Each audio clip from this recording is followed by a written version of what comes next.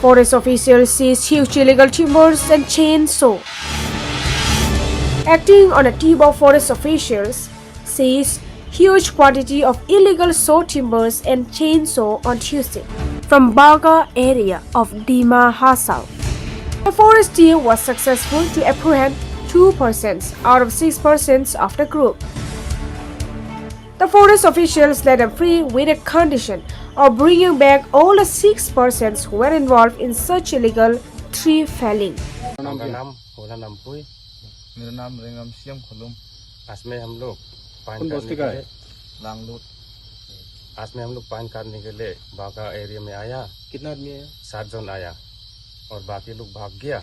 क्या क्या नाम है उन लोग का? नाम है डेविड, मोया और रेमसियम और ज्वाला और एक को तो मालूम नहीं नाम था।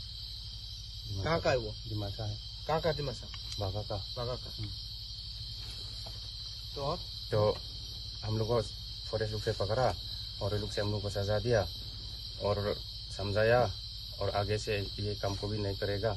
और हम लोग का इधर में दिमा हसाओ में जो पाइन काटता है, लकड़ी काटता है, वो लोग भी आगे जाके ऐसा काम मत करो, नहीं हो सकता हम लोग का जैसा आप लोग भी पछताएगा। अभी से नहीं काटेगा और आगे से को भी नहीं काटेगा।